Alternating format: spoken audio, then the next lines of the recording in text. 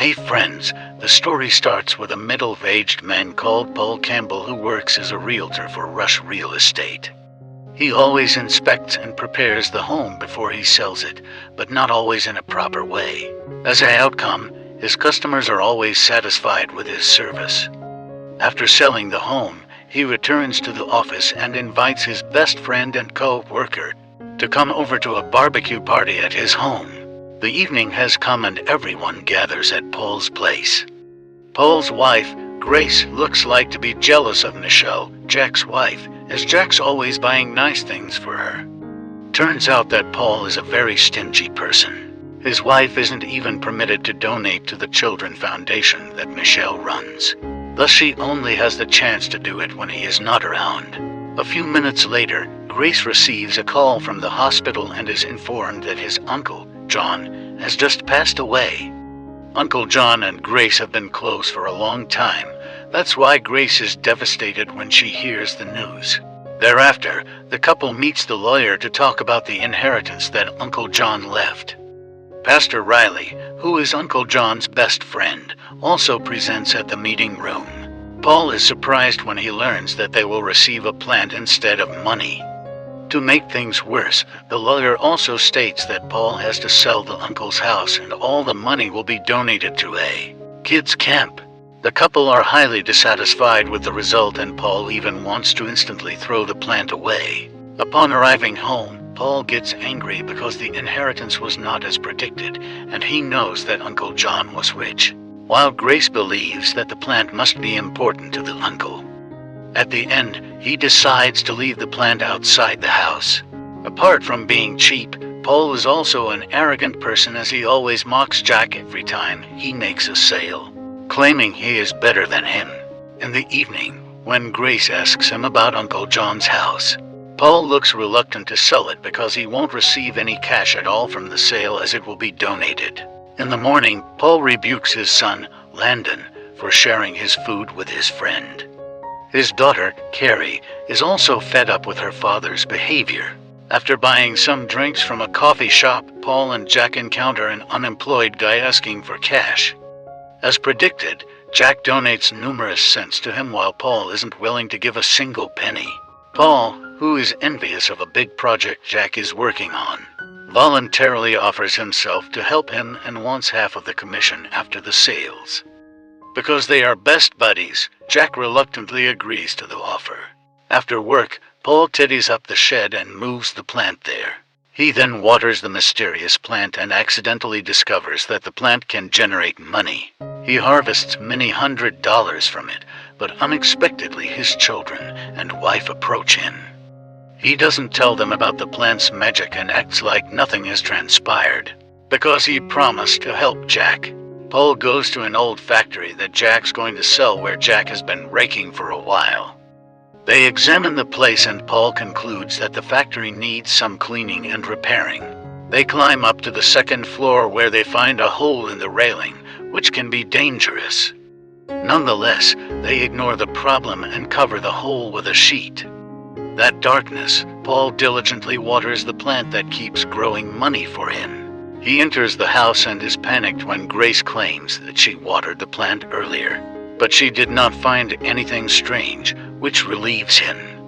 The attending day, Pastor Riley pays a visit and asks for a donation for the church fundraiser. The entire house is confused with Paul, who all of a sudden becomes generous and donates an enormous amount of cash to Pastor Riley. Paul even changes his appearances and outfit. Thanks to the plant, Paul keeps harvesting money from it and has become rich. Nonetheless, he still doesn't want to share the secret to the family.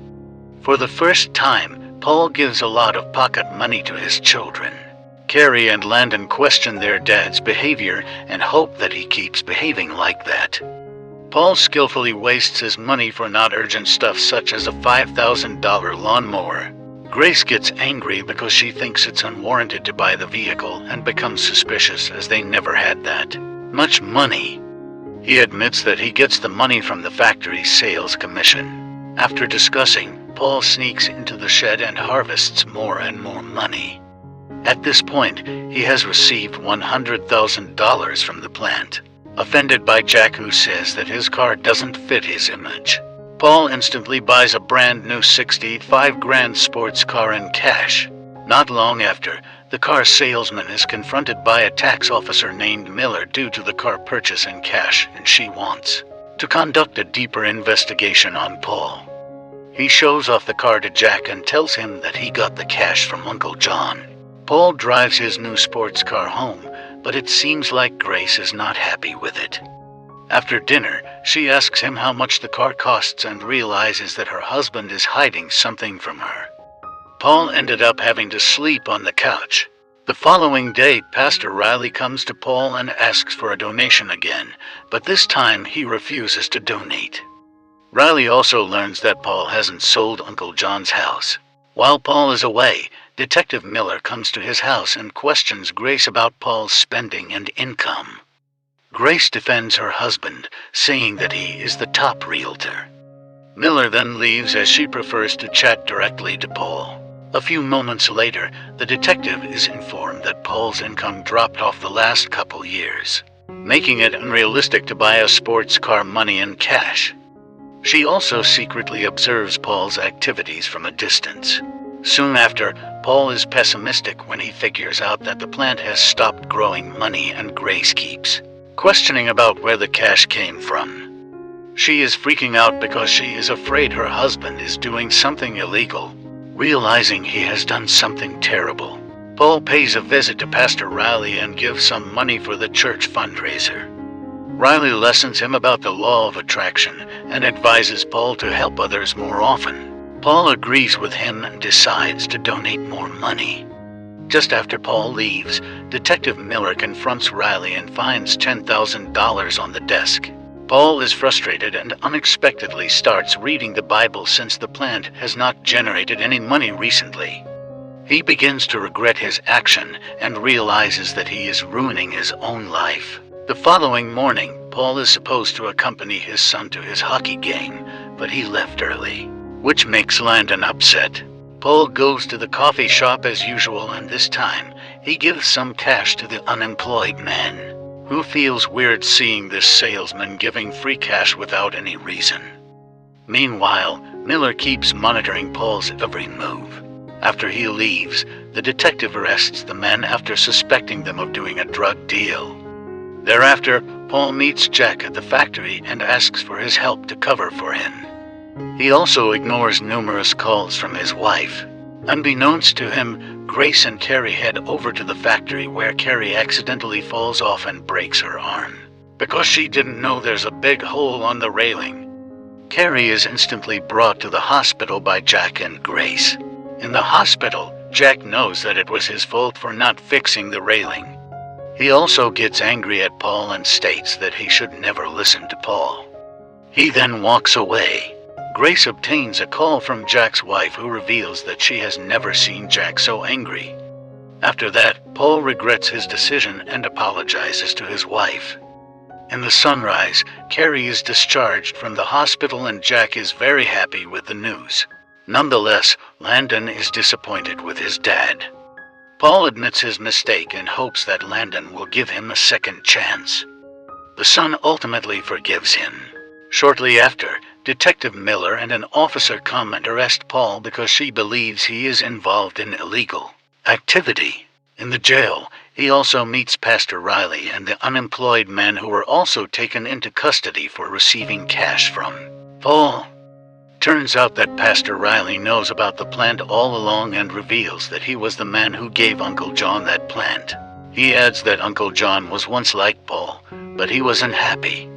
Because of that, Uncle John determined to spend most of his money for charitable causes, which helped him to find his real destiny. Paul then realizes that he must change into a better person in order for the plant to grow cash again. Paul also learns the shocking fact that the kids' camp that Uncle John always donated to was run by Grace's parents before they passed away.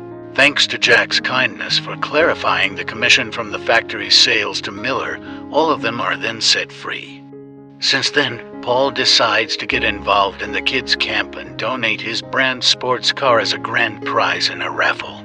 Everyone, particularly Jack and Grace, is proud of him now. At the end of the story, the family eventually has the opportunity to go on a long vacation jointly, and Pastor Riley will accept supervision of the plant from now on. And the end. If you are a lover of similar content like this, take a look at my distinct videos, and if you love it, please break the like button and make sure you subscribe to the channel and hit the notification horn.